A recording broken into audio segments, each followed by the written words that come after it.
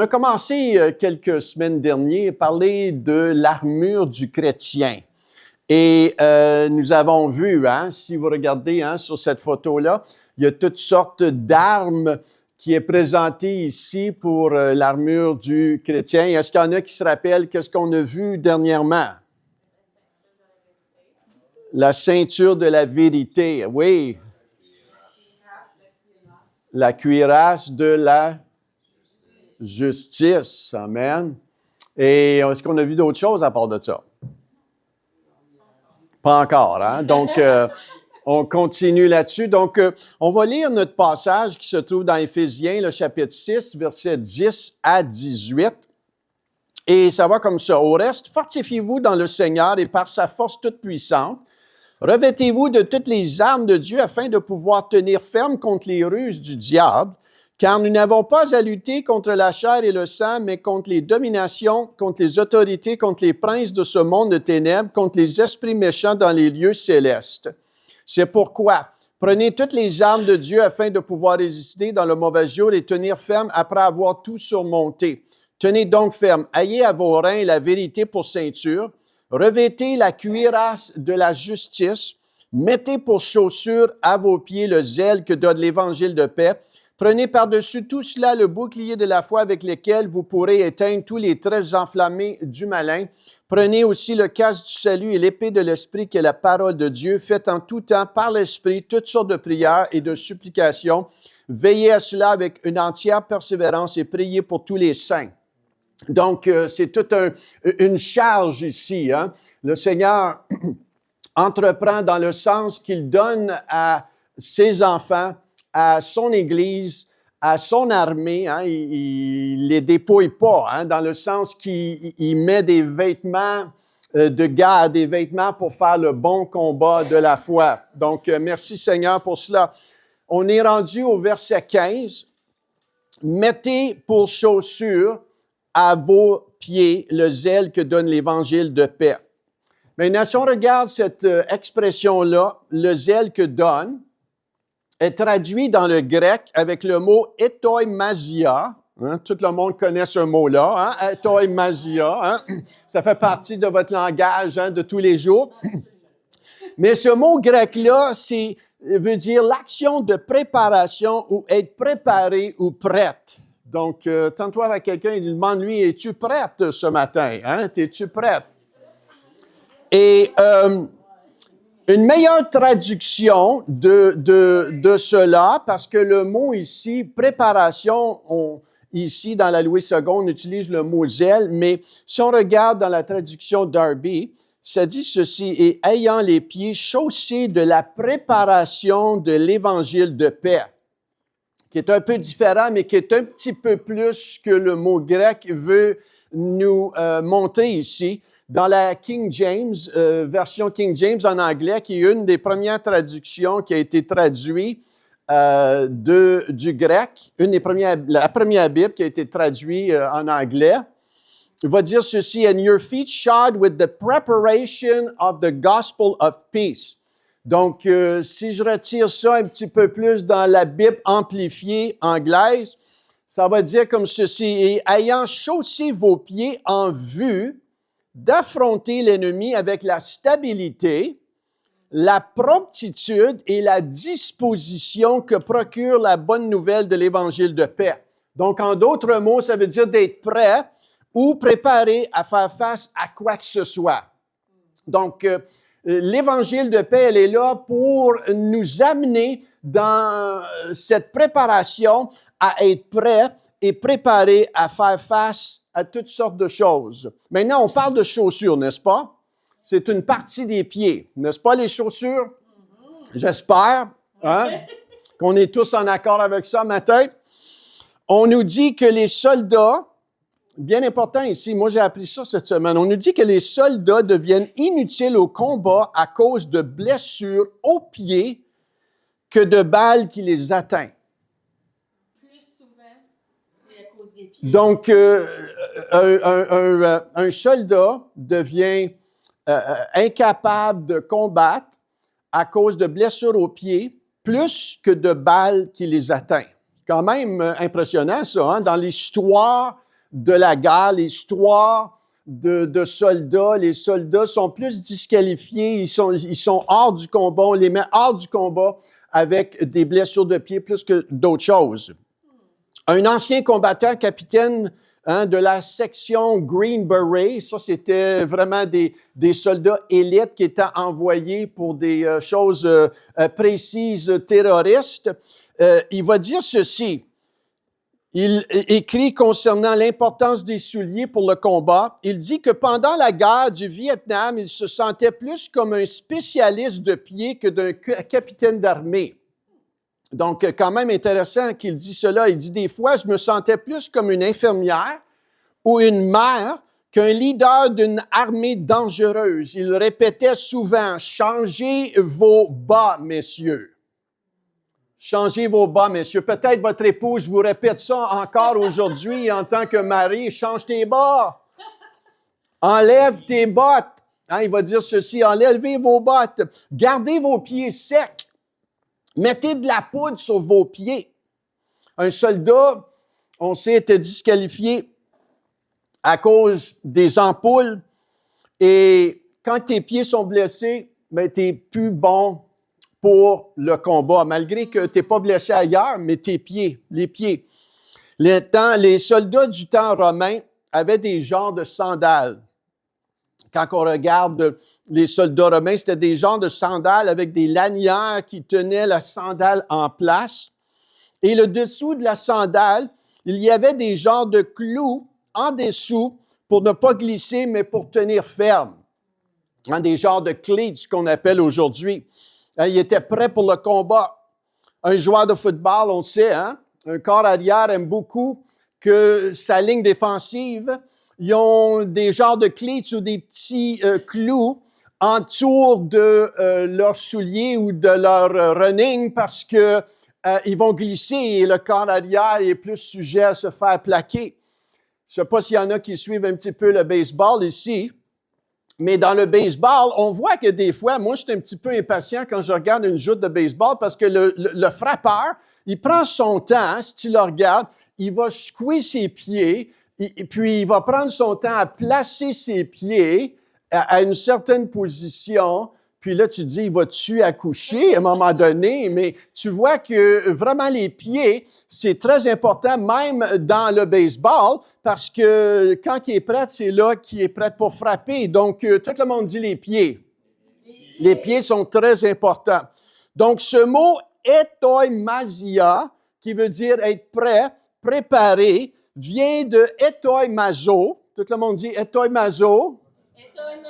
Etoimazo, c'est faire les préparations nécessaires, tenir chaque chose prête. Donc, un, c'est la préparation, l'autre, c'est préparer ou être prêt. Donc, c'est le même mot, mais juste différentes conjugaisons de verbes.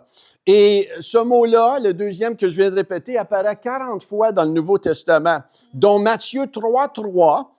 On voit ici la vie de Jean-Baptiste. Jean est celui qui avait été annoncé par Isaïe, le prophète, lorsqu'il dit « C'est ici la voix de celui qui crie dans le désert, préparez, etoimazo, le chemin du Seigneur, aplanissez ses sentiers. » On sait que Jean-Baptiste ici avait le mandat de préparer les cœurs pour la venue du Seigneur. Donc, on voit ici ce mot « préparer », la préparation, et l'importance du ministère de Jean-Baptiste, qui est venu préparer les cœurs avec la parole de l'Évangile de paix. Maintenant, si on regarde dans Jean 14:3, « Et lorsque je m'en serai allé et que je vous aurai préparé, etoimazo, une place, je reviendrai, je vous prendrai avec moi afin que là où je suis, vous y soyez aussi. » Donc, qu'est-ce que Jésus est en train de faire aujourd'hui dans les cieux? Il est en train de nous préparer une place. Donc, la parole nous dit que lorsque cette place-là sera prête, il va venir nous chercher. Donc, ça, c'est une bonne et une grande nouvelle. Maintenant, dans Apocalypse 19:7, ça va dire « Réjouissons-nous et soyons dans l'allégresse et donnons-lui gloire, car les noces de l'agneau sont venues et son épouse s'est préparée. » Etoimazo, préparer. Donc, Est-ce que vous êtes en train de laisser le Seigneur vous préparer à son retour? Pas grand mot, pas grande personne qui dit ça. J'espère. Come on, hein? Hein? Le mot etoimazo, être prêt, préparer. Le temps de préparation, toujours un pasteur qui me dit, Michel, le temps de préparation n'est jamais du temps gaspillé.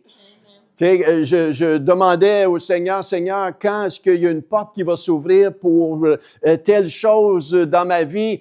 Et j'étais impatient. Et ce pasteur-là me disait, Michel, le temps de préparation n'est jamais du temps gaspillé. Mais des fois, quand on est assis ou on attend, hein, ça peut devenir longtemps, n'est-ce pas? Mais le temps de préparation n'est jamais du temps gaspillé. Le temps d'entraînement pour un policier ou un soldat n'est jamais du temps gaspillé parce que c'est important, ce temps de préparation-là. Le temps de formation aussi est très important. La préparation de l'épouse que les Écritures nous parlent, qui est l'Église, pour la rendre pure, est un temps très, très, très important. C'est le travail du Saint-Esprit. Éphésiens 5, 27 nous dit cela, afin de faire paraître devant lui cette Église glorieuse, sans tache, ni ride, ni rien de semblable, mais sainte et irrépréhensible. Donc ça, c'est le travail en ce moment que le Saint-Esprit fait, c'est de rendre cette Église-là pure, ni ride, ni sans tache, mais la rendre, la préparer. Tout le monde dit la préparer. Très important, la préparation. L'épouse dans Éphésiens 5, 25, hein, on parle de mari et femme, mais on voit que Jésus ici enseigne en même temps au travers de l'apôtre Paul ici qui a écrit cela, le Saint-Esprit enseigne que c'est l'Église et Christ. Marie, aimez vos femmes comme Christ a aimé l'Église, il s'est livré lui-même pour elle. Au verset 26, comment est-ce qu'il la prépare? Par l'Évangile de paix, afin de la sanctifier par la parole. C'est la parole, l'Évangile de paix. Après l'avoir purifié par le baptême d'eau, cette parole qui est l'Évangile de paix nous prépare et nous équipe cette parole lorsqu'on la laisse pénétrer nos cœurs, lorsqu'on laisse le Saint-Esprit nous parler, nous diriger, nous conduire, nous enseigner, nous corriger. C'est vraiment cette préparation-là. Et on veut être préparé et prêt à témoigner et faire face au monde. Tu peux être prêt à faire face au monde. Je me rappelle à un moment donné dans ma vie, c'est comme si le Seigneur me disait, Michel, je veux que tu te prépares. Et je me demandais, préparer à quoi? Il dit, préparer pour ce qui s'en vient. Préparer pour ce que je vais faire. Te préparer. Et le Seigneur a utilisé une couple d'affaires pour vraiment me dire qu'il voulait que je me prépare. Et un de ces exemples-là, tangibles, à un moment donné, je m'en vais à un funéraire d'un ami et la personne qui était supposée d'être là, le prêtre ou le pasteur, ne se présentait pas, il n'était pas là. Ils sont venus me voir 15 minutes avant la cérémonie, ils m'ont dit, Michel, est-ce que tu es prêt à faire la cérémonie? Et là, je me suis dit, aïe, aïe, aïe, aïe, aïe, OK. Et c'était comme si j'entendais le chuchotement du Saint-Esprit me dire, Michel, es-tu prêt? Es-tu prêt? Es-tu prêt pour les choses qui s'en viennent? Es-tu prêt pour tout ce que je veux faire? Es-tu prêt? Es-tu prêt? À un moment donné, pas longtemps après, peut-être un mois plus tard, encore, le Seigneur m'enseigne, il me dit, il m'exhorte, es-tu prêt? J'arrive à un mariage, je fais un mariage, j'étais le pasteur qui faisait un mariage, mais on était dans une place, un établissement où il y avait 2, 3 mariages qui pouvaient se faire en même temps. Et tout de suite, quand je finis ce mariage, la personne qui était en charge de cette place-là vient me voir. Il dit, Monsieur le pasteur, est-ce que vous pouvez me suivre, j'aurais besoin de vous pour faire un autre mariage. La personne ne s'est pas présentée et la dame, elle attend maintenant sur le cheval. Elle était tirée par un cheval et la pluie s'en vient. On a besoin que la cérémonie débute tout de suite. Est-ce que tu peux venir faire la cérémonie? Le pasteur ou la révérende qui était supposée de faire la cérémonie, elle n'est pas arrivée et on doit procéder tout de suite. Et en chemin, lorsque je le suis, il me dit leur nom que je ne connaissais pas. Et là, j'arrive pour embarquer pour faire le mariage et le révérend arrive en même temps. Et encore, j'entends le Seigneur dire, Michel, es-tu prêt? Es-tu prêt? Es-tu prêt? Et le Seigneur veut nous préparer. Et ce mot « préparer » là, c'est ce que ce mot-là nous dit ici, d'être préparé à faire face à tout ce que le Seigneur nous demande, préparé à son retour. Alléluia. C'est peut-être le plus grand mandat que l'Église a en ce moment, c'est laisser le Seigneur nous préparer à son retour. Et en même temps, il y a une préparation pour faire face à tout ce qui s'en vient. Hein? Et on veut être prêt pour cela. Vous savez, David était prêt pour faire face à Goliath.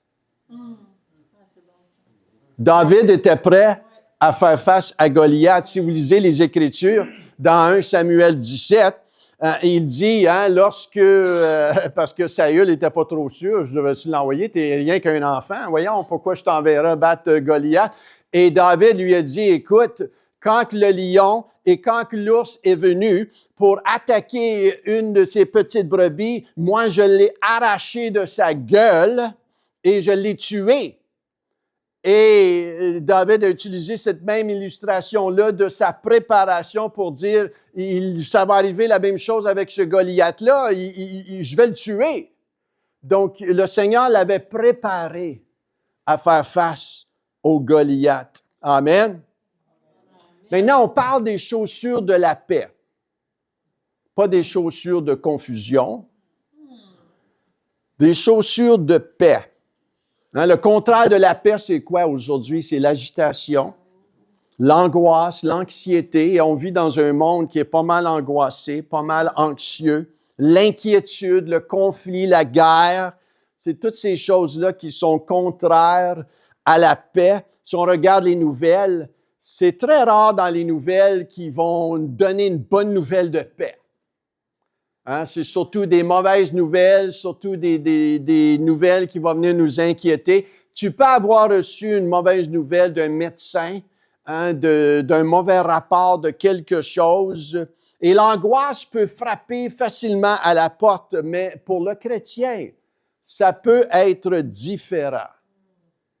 Pour le chrétien, ça peut être différent. Pourquoi? Parce que nous avons été donnés les chaussures de paix que procure l'Évangile de paix. Amen. Et ces chaussures-là font en sorte que tu peux te tenir dans une situation angoissée, tu peux te tenir dans l'incertitude, mais avoir une paix totale, que tout va bien aller. Et ça, c'est la grâce et la présence de Dieu au milieu d'une circonstance difficile. Et c'est l'héritage du croyant. C'est ton héritage, c'est ce qui t'appartient. C'est pas l'agitation qui t'appartient. C'est la paix de Dieu en tant qu'enfant de Dieu. C'est cette paix-là qui nous appartient. Amen. Amen. Et Jésus le dit dans Jean 14, 27, « Je vous laisse la paix. Je vous donne ma paix. Je ne vous donne pas comme le monde donne, que votre cœur ne se trouble point et ne s'alarme point. » Donc, toi avec quelqu'un et dis, « Tu n'as pas besoin de t'alarmer. Pas besoin de t'alarmer. Tu as la paix de Dieu. » La paix de Dieu. Jean 16, 33, « Je vous ai dit ces choses afin que vous ayez la paix en moi. Vous aurez des tribulations. » Le Seigneur dit, vous allez passer au travers de choses dans le monde, mais prenez courage, j'ai vaincu le monde. Pas obligé d'être stressé. Mais dans ton stress, tu peux demander au Seigneur, « Seigneur, aide-moi là-dedans. Là. Donne-moi ta paix. Dirige-moi. Je te donne cette situation-là entre tes mains. » Parce que la parole nous dit, « Ne vous inquiétez de rien, mais en toute chose, faites connaître vos besoins à Dieu par prière, supplication avec action de grâce. Et la paix de Dieu, qui surpasse tout entendement, gardera vos cœurs et vos pensées en Jésus-Christ. Amen. Et la paix de Dieu, la paix de Dieu. Concernant l'inquiétude, Jésus a beaucoup parlé concernant l'inquiétude, n'est-ce pas? Oui. D'arrêter ça. Dans Matthieu 6, 27, « Qui de vous, par ses inquiétudes, peut ajouter une coudée à la durée de sa vie? » L'inquiétude va arracher des jours et des années de ta vie. Donc, Jésus a dit, laisse pas l'inquiétude dominer parce que il y a des pourcentages de ta vie qui diminuent, là, OK? Donc, arrête de t'inquiéter, arrête d'être angoissé. L'inquiétude. Matthieu 6, 33, il va dire, « Cherche premièrement le royaume et la justice de Dieu et toutes ces choses te seront données par-dessus cela. » C'est quoi chercher le royaume et la justice de Dieu? En d'autres mots, le Seigneur dit, « Fais-moi confiance. Fais-moi confiance. Fais confiance à mes voies, pas à tes voies. Fais confiance à ma parole, à ma manière de vivre. » Alors que le monde est angoissé, on regarde partout. Le chrétien peut se tenir dans cette place de paix et de grâce en faisant confiance au Seigneur. La paix de Dieu, c'est ton héritage. Ça nous appartient. C'est à nous, cette grâce-là. Maintenant, comment être chaussé? Par ses chaussures. Comment être chaussé? Par ces chaussures que procure l'Évangile de paix. Premièrement, tu dois rencontrer l'auteur de la paix. Quand même important, de le rencontrer, de le connaître. Ma question pour toi ce matin, as-tu rencontré le Dieu de la paix? Est-ce que tu l'as rencontré? On a vu la semaine dernière et la première semaine, d'après la vérité et la justice, cette paix-là s'obtient par la justice et la cuirasse de la justice. On a vu cela. Et quand tu reçois la justice de Dieu, tu reçois automatiquement la paix de Dieu. Vous me suivez? Romains 5.1. Étant donc justifiés par la foi, nous avons quoi? La paix avec Dieu par notre Seigneur Jésus-Christ. Tu as reçu, par cette justification-là, tu as reçu le pardon de tes péchés. En d'autres mots, tu es devenu correct, en bon uniforme, en bonne et due forme. J'ai un cours de français là, en même temps. Là. En bon uniforme devant le Seigneur. C'est pas uniforme, uniforme. En bonne et due forme. Et due forme. Tout le monde répétait après moi. Et due forme. Et du fun. Et du fun. Ah, ça, je le sais. Et du fun, et du fun, et du fun. On a du fun. OK. Vous comprenez, j'espère ce que je veux dire. Non. Il peut se... Hey, j'ai-tu de la misère avec cette gang-là, tu peux te tenir dans la présence de Dieu sans sentiment de honte, sans sentiment de rejet. C'est ça que c'est, il a été justifié. Et c'est là que tu reçois la paix de Dieu. La paix de Dieu. Et quand j'ai accepté le Seigneur Jésus à l'âge de 26 ans, j'ai eu une paix qui a envahi ma personne. Et pour la première fois, je me suis dit que j'ai trouvé ce que je voulais toujours, que je recherchais dans les bars, que je recherchais dans les filles, que je recherchais dans une carrière. Cette paix-là m'a envahi tellement que j'ai dit, je n'ai plus besoin de chercher. J'ai trouvé ce que je cherchais toujours. Et c'était vraiment le Seigneur Jésus-Christ que je ne savais pas, mais quand je l'ai reçu dans ma vie, cette paix-là a envahi mon cœur. Savez-vous pourquoi dans les lettres de Paul, il va dire que la grâce et la paix vous soient données et non pas le renverse. Il dit jamais que la paix et la grâce vous soient données. Il dit toujours que la grâce et la paix, pourquoi? Parce que la grâce de Dieu doit visiter ton cœur avant, afin que cette paix-là vienne t'habiter. Cette grâce-là doit te sauver.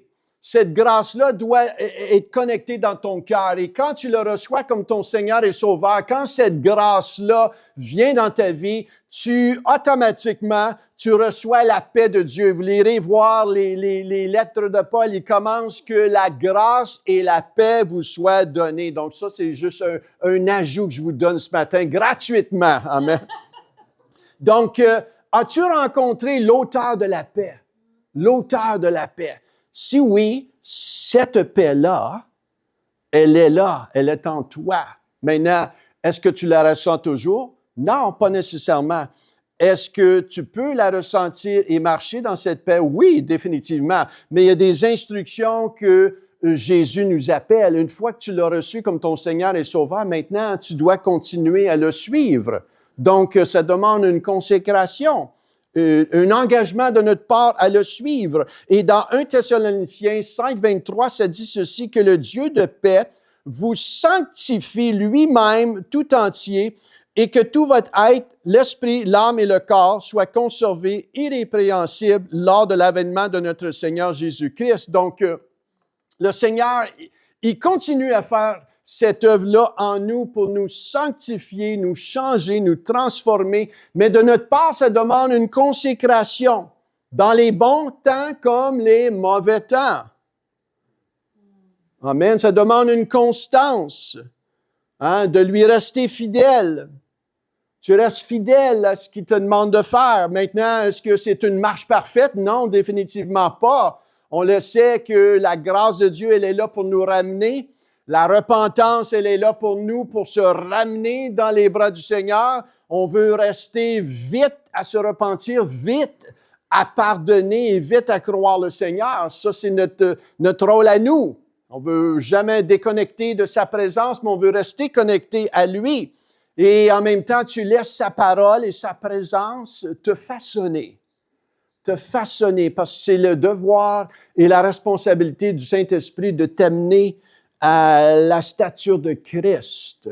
Donc, des fois, tu peux sentir un petit combat, des fois. Et des fois, ce n'est pas nécessairement contre l'ennemi.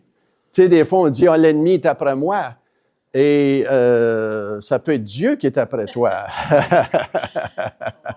Tu sais, des fois, tu peux combattre contre Dieu, surtout si tu es dans une saison qui est en train de changer certaines choses.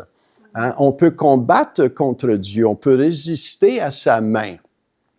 Et on ne veut pas faire ça, parce que Dieu est plus fort. Amen. Dieu va te mettre à terre et on va compter 1, 2, 3. Donc, c'est aussi mieux de te soumettre et t'abandonner à lui et dire, Seigneur, que ta volonté soit faite. Et vraiment le laisser te façonner. Donc, cette consécration-là de cœur, on doit continuer à le suivre pour que cette paix-là continue à agir à l'intérieur de nous. Ça nous amène à avoir confiance en son commandant en chef. Tu dois faire confiance à ton commandant en chef. Proverbe 3, 5, 6 dit, « Confie-toi à l'Éternel de tout ton cœur et ne t'appuie pas sur ta sagesse. » On a une sagesse qui est naturelle, n'est-ce pas? Mais on ne veut pas marcher par cette sagesse-là. Mais on veut être ouvert à la sagesse de Dieu. Reconnais-le dans toutes tes voies, il aplanira tes sentiers. Un prédicateur un jour du nom de David Jeremiah a dit, « Tu ne peux pas être solide ou avoir les chaussures de paix dans le combat si tu ne fais pas confiance en ton commandant en chef. » Tu dois faire confiance en ton commandant en chef. Et des fois, il va te demander de faire des choses qui sont contraires ou ne sont pas confortables à ce qu'on est habitué de faire. Hein? Êtes-vous là un matin? Amen, amen. La confiance t'amène à ne pas réagir non plus ou faire des décisions conduites par la peur, par un zèle amer. Ah, moi, là, je suis tanné de ça, puis je claque la porte, puis Est-ce que ta décision a été prise sur un zèle amer ou est-ce que Dieu t'a amené à prendre cette décision-là? Donc, c'est toutes des choses qu'on a besoin d'examiner. Pourquoi? Parce que le Seigneur va aller chercher quelque chose dans notre cœur. Il veut nous amener à la stature de Christ. Et des fois, il y a des circonstances qui ne sont pas toujours roses, hein? Mais dans les circonstances difficiles, il y a une formation de notre cœur qui est en train d'être préparée à la stature de Christ. On veut imiter Ésaïe 26.3. Et Ésaïe 26.3 va dire, à celui qui est fermé, à celui qui est pas fermé, mais celui qui est ferme, dans, je voulais juste faire sûr que vous étiez réveillés, là. À celui qui est ferme dans ses sentiments, tu assures la paix parce qu'il se confie en toi. Qui connaît un petit peu le cheval de guerre? Vous savez, il y a toutes sortes de chevals, hein? Dans le monde, il y a des chevals de plaisir, de travail, hein? Mais le cheval de guerre est entraîné à ne pas écouter son instinct naturel. Un cheval de guerre, il n'écoute pas ses instincts naturels. Quand ça fait mal, il a appris à ne pas écouter que ça fait mal. Entraîné à endurer la distance, à survivre la douleur, à courir même une distance de 100 000 dans une chaleur de 35 degrés Celsius. Moi, après 1 000, tu me ramasseras en quelque part si je suis encore là. Mais le cheval de guerre a appris à vraiment l'endurance. Il bouge seulement à la commande de son maître. Ça prend, on nous dit, 7 à 15 ans pour développer un cheval de guerre. Son ouïe a été entraîné à reconnaître la voix de son maître. Il obéit à la voix de son maître. Sa vision, on nous dit, est claire. Il va donner sa vie pour sauver les autres. Il y a la tranquillité dans son esprit. Wow, hein? C'est quand même impressionnant ces caractéristiques-là qu'on trouve hein, dans un cheval de guerre. Et une petite anecdote, un jour, j'ai amené mon épouse voir un film qui s'appelle War Horse, le cheval de guerre. Et moi, je pensais que ça aurait été un film le fun pour Viviane parce que Viviane, elle aime bien les films le fun. Et même, ça disait que c'était PG. Donc, moi, tout de suite, dans ma tête d'homme, je me suis dit, ça pas trop violent pour Viviane. Mais quand on s'est assis dans le cinéma, j'ai réalisé que j'ai fait une grosse gaffe. Parce que c'était l'histoire de la Deuxième Guerre mondiale, quand ils maltraitaient les chevaux. C'est-tu la première? La Première Guerre mondiale, qui maltraitait les chevaux de guerre, mais ils montraient l'endurance. Et à un moment donné, je ne sais pas pourquoi, mon épouse est habituée à voir des films un petit peu plus enfantins, là, tu sais, des films drôles, cute. Moi, j'aime bien des films J'aime bien des films d'action. Et à un moment donné, j'étais assis, je regardais, j'étais toute dans le film et j'ai reçu un coup de coude dans les côtes. Et là, je l'ai regardé, puis elle s'est levée, puis elle est partie du cinéma. Et là, tout d'un coup, je me suis dit, je pense que je suis en trouble en ce moment. Donc, calmement, j'ai resté au cinéma, j'ai regardé la fin du film et je savais que Viviane était partie dans un autre cinéma, mais c'est comme si elle me disait par après, « Chérie, tu aurais dû le savoir que c'était pas un film pour moi. » Et j'aurais dû le savoir, mais je pensais que c'était un film pour elle. Donc, c'était tout un apprentissage. Mais c'était le film d'un cheval de guerre, l'histoire d'un cheval de guerre, comment est-ce qu'il endure la douleur jusqu'à la mort. Jusqu'à la mort. Et lorsqu'on regarde cet exemple-là d'un cheval de guerre, il y a aussi quelque chose en nous qui nous interpelle, qui nous appelle à apprendre aussi à obéir à la voix de notre maître. Apprendre à faire taire hein, les blessures qui veut nous amener à prendre des décisions des fois qui ne sont pas sages. Hein? Des décisions peut-être qui sont, tu veux pas par l'impatience, tu veux pas en désaccord de ton époux-épouse, parce qu'on sait que le Seigneur prend plaisir à l'accord. Donc, on veut être en accord. Si Viviane a dit, chérie, j'ai pas ça à cœur, puis je le fais parce que ça me tente, puis je pense que le Seigneur nous amène à faire ça. Tu sais, il y a quelque chose qui ne va pas, là. Hein? On doit être en accord. L'accord est très important. Hein? Donc, c'est la même chose pour le chrétien. On veut obéir à la voix de notre maître, notre commandant en chef, suivre ses commandements. Et lorsque tu lui fais confiance et que tu es consacré, quand tu lui fais confiance, quand tu soumets ton âme à lui, il y a une paix qui vient dans la soumission de lui faire confiance. Et quand Jésus était dans le jardin de Gethsémani, et il a dit, Père, si c'est possible, d'éloigner de moi cette coupe. Et il a dit, toutefois, non pas ma volonté, mais que la tienne se fasse. Dans ce moment-là de confusion, de tracas-là, quand il a dit, il a remis sa volonté à Dieu, la Bible nous dit dans Luc que les anges sont venus le fortifier. Donc la paix de Dieu dans des circonstances difficiles, lorsqu'on se confie en lui, il y a une paix qui vient. Amen. Ça nous amène à faire confiance au processus de Dieu, qui n'est pas notre processus à nous. Hein? On fait tous partie d'un processus. Ce n'est pas toujours facile.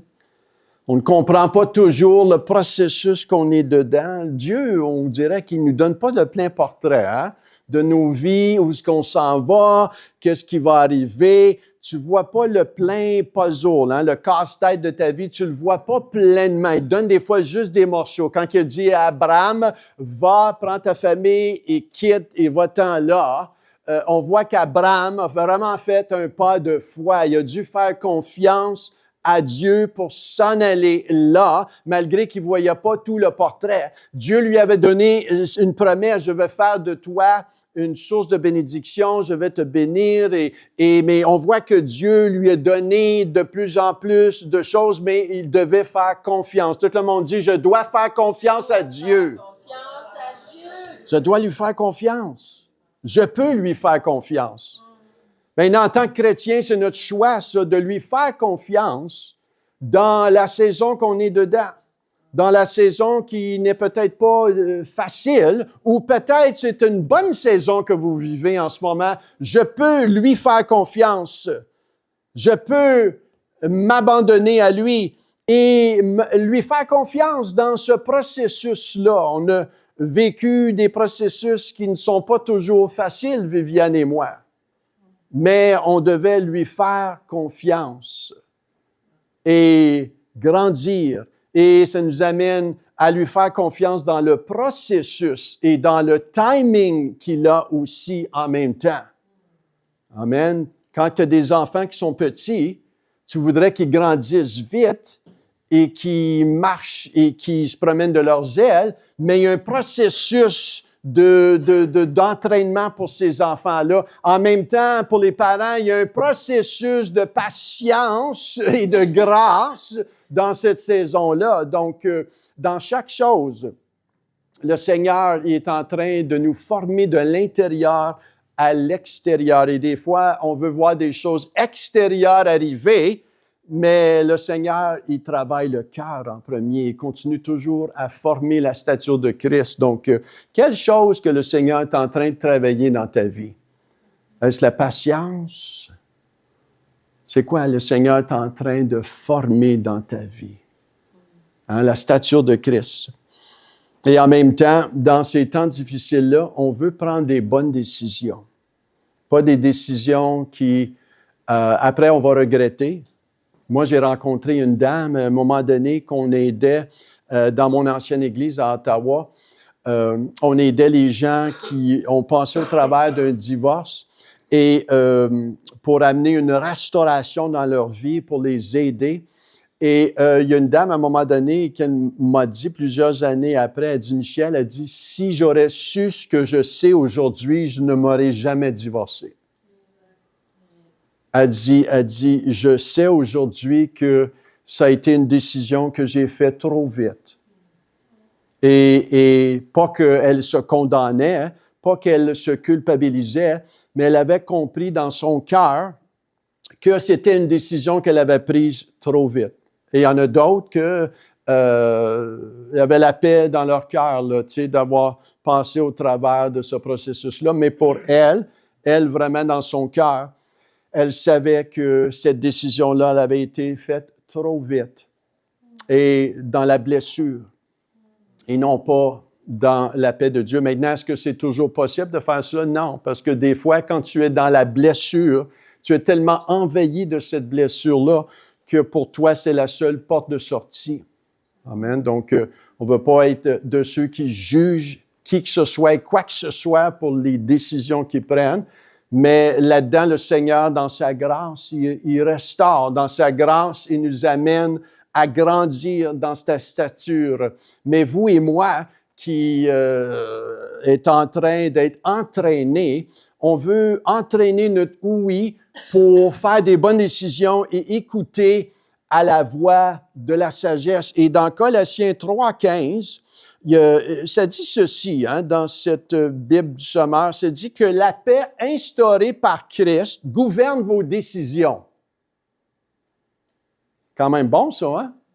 Que cette paix-là gouverne vos décisions, car c'est à cette paix que Dieu vous a appelé pour former un seul corps. Soyez reconnaissants. La paix gouverne. La paix dans la Louis II veut dire règne. Dieu nous a donné une paix. Il y a certaines traductions qui vont appeler ça comme un umpire dans le baseball qui va dire strike, ou il va dire ball, strike, you're out. C'est ce genre de paix-là qui va gouverner, qui va agir comme umpire, qui va dire oui, non, vas-y pas, vas-y. Et c'est la paix de Dieu qui règne. Cette paix-là nous conduit. Dans un mariage, qui nous conduit à prendre des bonnes décisions. Là, cette paix-là sert pour gouverner, nous dirige avec l'excitement. Et j'ai accepté des emplois souvent en priant, Seigneur, est-ce que je prends cet emploi-là? C'est-tu le bon? C'est-tu... Et je ressentais sa paix, son excitement. Donc, je disais, OK, Seigneur, on l'a, tu sais. Puis Viviane et moi, on est en accord, tu sais. Donc, on marche de l'avant. Donc, cette paix-là gouverne vos décisions. Donc, je peux écouter à la voix de la paix. Je peux pratiquer la présence de Dieu qui est remplie de sa paix. En tant que chrétien, tu peux pratiquer la présence de Dieu qui est remplie de la paix. Amen. Parce que sa présence est remplie de la paix de Dieu. Le psaume 46:10, ça dit « Arrêtez et sachez que je suis Dieu ». En anglais, ça dit « Be still and know that I am God ». Et des fois, on doit s'arrêter parce qu'on est tellement agité, tellement mouvementé, tellement inquiet par des choses qu'on entend et des nouvelles que pour vraiment entendre la sagesse de Dieu, tu dois t'arrêter et laisser le Seigneur t'amener à cette place de paix-là. Et des fois, tu vas devoir lui remettre ce qui t'inquiète, comme dans Philippiens 4:6 nous enseigne, lui remettre cela et vraiment laisser le Saint-Esprit amener cette place de paix-là. Arrêtez, sachez que je suis Dieu. Ça veut dire ici être tranquille. C'est exactement le mot que ça veut dire. Sois tranquille. Sois tranquille et sache que je suis Dieu. Abandonne-toi dans ses bras. Donc, en terminant ce matin, j'ai une question. Est-ce que tu connais l'auteur de la paix? Oui. Est-ce que tu le connais? Si tu ne le connais pas ce matin, tu peux le connaître et être sauvé, être justifié par la foi, recevoir la ceinture de vérité parce que Jésus a dit « Je suis le chemin, la vie, la vérité. Nul ne va au Père que par moi. » Donc, si tu le connais, est-ce que ta vie est toujours consacrée à le suivre et lui faire confiance? Est-ce que en ce moment, tu vis quelque chose de difficile? Si oui, Tu peux lui remettre ce fardeau-là. Tu peux lui faire confiance au travers de cela. Et cette paix-là va te garder, malgré que les choses, des fois, ne changent pas toujours ou ne vont pas à la manière que tu voudrais. Mais au milieu de cela, il y a une paix qui est disponible. Donc, ce matin, nous voulons être de ceux des chrétiens qui sont abandonnés dans les bras de Dieu pour que le Saint-Esprit puisse façonner nos vies et nous préparer à son retour. Et moi et toi, amen, comme une épouse. On veut qu'elle soit préparée pour son mariage. Hein?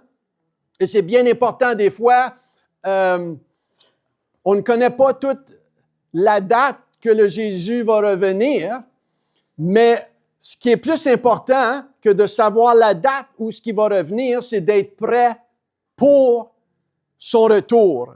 Comme un mariage, la mariée, elle sait quand est son mariage, mais ce qui est plus important dans le mariage, c'est qu'elle soit prête pour le mariage. Hein? Si elle arrive en jeans et en T-shirt, on va dire il y a un problème. Hein? Il y a un sérieux problème. Elle n'est pas prête, se marier là, mais voyons, retourne-toi là, puis va te préparer. On va patienter parce qu'on veut que tu sois prête, parce que la star de mariage, hein, c'est l'épouse. Hein? On se lève pour l'épouse quand elle entre. Et la même chose pour le retour du Seigneur, nous voulons être prêts. Nous voulons être prêts et aujourd'hui, c'est le temps de s'abandonner dans ses bras et lui dire, Seigneur, que ta volonté soit faite dans ma vie, que ton règne vienne. S'il y a des choses que tu veux changer, je te donne la permission de les changer. Que tu sois ici ce matin, né de nouveau, que ça fait un jour ou que ça fait 40 ans, le Seigneur veut te façonner et me façonner à son image. Amen. Est-ce qu'on peut se lever?